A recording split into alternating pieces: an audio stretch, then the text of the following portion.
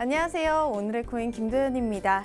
코인 시세가 혼조세를 보이고 있습니다. 전반적으로 약보합세 그리는 모습인데요. 그럼 오늘은 어떤 소식들이 있을지 우선 이 시각 국내 주요 암호화폐 가격 시황부터 살펴보겠습니다. 10월 4일 오전 9시 기준입니다. 연휴 동안 약세를 보였던 암호화폐 시장이었는데요. 그래도 오늘은 조금씩 회복하는 모습입니다. 비트코인이 어제보다 0.15% 오르며 738만 2천 원에 거래되고 있고요. 또 리플이 2.39% 오르며 다시 600원대 회복한 모습입니다. 이번엔 글로벌 거래량 순위 보겠습니다.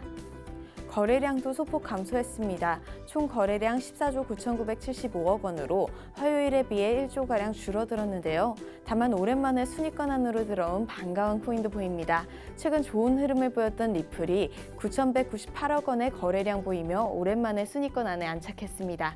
다음은 암호화폐 시황을 분석해줄 송범선 애널리스트 나와주셨습니다. 안녕하세요. 안녕하세요. 반갑습니다. 송범선입니다. 전문가님, 중국과 한국의 암호화폐 문화 차이점은 어떤 것일까요? 기본적으로 봤을 때 문화적으로 그리고 정책적으로 차이가 있습니다. 네. 일단은 중국에서 최근에 우리나라를 굉장히 부러워하는 언급이 나왔거든요. 지금 보시면은 중국의 최대 벤처 캐피털인 노드 캐피털에서 이런 말이 나왔는데 네.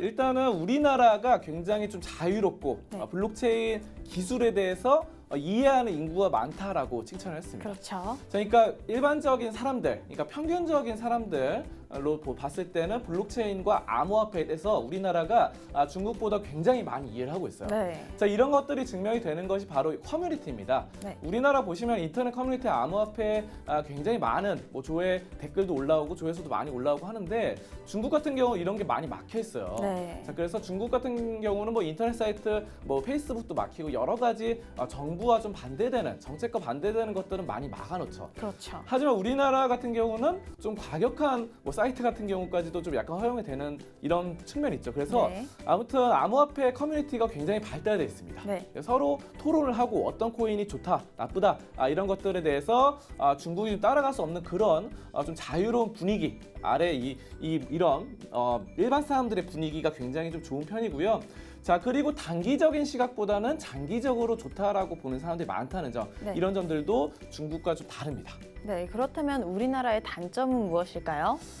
중국 같은 경우는 아까 일반 사람들은 암호화폐나 블록체인에 대한 이해도가 많이 떨어지잖아요. 그렇죠. 자, 하지만 이 전문가들과 전문 인력들은 많이 풀이 많은 편이에요. 아, 네. 자, 근데 우리나라 같은 경우는 이 아래에서 위로 올라간다고 봐야 되죠. 네. 그러니까 아래에 이제 있는 일반 사람들은 굉장히 많이 알고 좋아하지만 위에 이제 정부가 좀 별로 안 좋아하기 때문에 이런 부분들, 그래서 전문가 양성이 좀 많이 부족합니다. 네. 인력이 부족해서 지금 얼마 전에 보면은 우리나라의 개발자나 엔지니어가 굉장히 부족해서 해외에서 데리고 온다.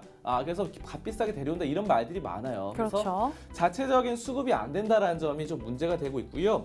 어쨌든 실리콘밸리 같은 경우는 자체적 열정을 갖고 이를 도전하는 사람도 많은데 우리나라도 약간 그런 뭔가 실리콘밸리 같은 그런 문화가 좀 정착됐으면 좋겠고요. 네. 이런 것들은 정부의 지원이 있어야 됩니다. 결국은 위에서 정부에서 정책적으로 인력 양성에 대한 이런 것들을 좀 적극적으로 지원해야 가능할 것이기 때문에 네. 이런 바른 문화가 좀 더 잘 이루어졌으면 좋겠습니다. 네. 자, 그럼 이제 가격적인 부분 차트 보면서 얘기 나눠보도록 하겠습니다. 심심한 시장 좀 이어가고 있는 것 같은데요. 네, 그렇죠. 그래도 지금 어제 좀 약간 하락을 하다가 비트코인의 경우에는 회복세가 좀 두드러졌어요. 그렇죠. 그래서 비트코인은 그나마 좀 괜찮은 상황으로 나타나고 있고 네. 반면에 이제 리플과 이더리움 보겠습니다. 이더리움 보겠습니다. 이더리움 보시면은 어제 개천절 날 크게 좀 하락한 경우가 있었어요. 네. 그래서 여기서 이제 오후에서 하락했다가 약간씩 회복을 합니다. 약간씩 회복해서 상승세로 나아가고 있지만 아직까지는 좀 회복은 아직 안 됐다는 점 보실 수 있겠고요. 네. 리플도 보겠습니다. 리플 같은 경우도 어제 이제 개천절에 지속적으로 하락하는 모습, 그리고 조금씩 점차 회복해 나가는 이런 모습들이 나타납니다. 하지만 다만 좀 아쉬운 것은 저점에서 좀 거래량이 떨어질 때보다 약하다는 점이죠. 네. 이때 더 많고 이때가 좀 약하다는 점. 이 네. 점이 약간 모멘텀 부족할 수 있다는 점 네. 말씀드리고요. 자, 이런 것들에 대해서 이제 뭐 여러 가지 분석이 나오는데 마이클 노보그라츠가 약간 입장을 바꿨어요. 어떤 식으로 입장을 바꿨죠? 원래는 엄청난 강세장이었습니다. 네. 그래서 지난해까지만 해도 2018년에 4만 달러 갈 것이다. 비트코인. 뭐 이렇게 말을 했는데 입장을 약간 수정해서 올해 연말에 비트코인이 4만 달러까지는 못 가고 한 9천 달러를 넘기 어려울 것이다. 이렇게 했어요. 그러니까 비트코인이 1,000만 원을 넘기 힘들다는 것이죠. 자, 이런 것들이 상당히 좀 문제가 되고 있고 다 이제 1만 달러는 내년 2분기쯤에 가능하지 않을까. 그래서 사실상 우리가 ICO를 많이 했었는데 그렇죠. 이런 것들이 뭐 적극적인 수입이나 매출로 이어지지 않자 전문 인력 양성을 뽑았던 것들을 급여주기도 굉장히 힘든 상황이다. 이 코인 회사들이 이런 것들에 대해서 좀 지적을 하고 나섰고요.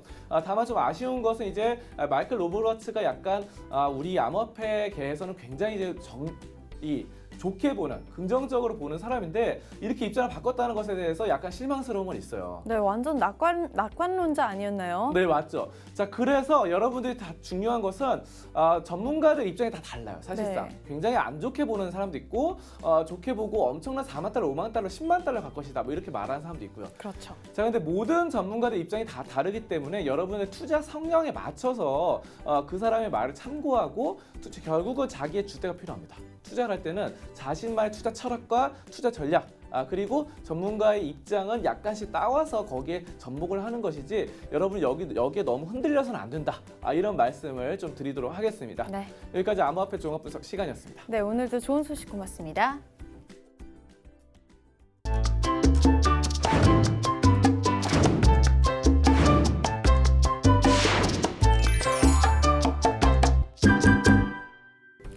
오늘의 코인 날씨입니다. 오늘은 미국의 흐린 소식 하나와 일본의 맑은 소식 하나가 준비되어 있습니다. 흐린 소식부터 보시죠. 미국 월스트리트 저널이 암호화폐 가격이 트레이딩 봇에 의해 조작되고 있다고 지적했습니다. 시세 조작의 원인은 봇이라는 거죠. 트레이딩 봇은 사전에 지정해둔 알고리즘에 맞으면 자동으로 매매 거래를 시행하는데요. 실제 올해 초부터 봇이 사용된다는 얘기가 심심치 않게 들려왔습니다. 봇의 등장으로 업체들도 피해를 보겠지만 대부분의 피해는 일반 투자자들이 받는다는 사실 꼭 아셨으면 좋겠네요. 다음 소식입니다. 일본이 블록체인을 기반으로 한 무료 송금 서비스를 선보일 예정입니다. 일본 정부는 자국 내 은행 3곳에서 머니탭을 통한 지불 시스템을 출시하는데요. 머니탭은 리플의 기술 기반으로 만들어진 어플리케이션입니다. 자국 내 금융권에서 우선 시행한 뒤 차차 전 세계 금융기업으로 확장될 것으로 보여지는데요. 전 세계 금융기업에서 머니탭을 만족하고 신뢰하게 된다면 리플의 기술이 전 세계에 인정받는 건 시간 문제일 것 같네요. 국내 ICO 클럽이 마련됐습니다. 한국 블록체인 협회가 회원사를 중심으로 ICO 클럽을 설립한 건데요. 초대 회장은 아이콘의 이경준 의장이 맡는다고 합니다. 협회는 그동안 암호화폐 시장이 거래소 중심이었다면 이제는 ICO 클럽이 새로운 중심축이 될 것이라 밝혔는데요.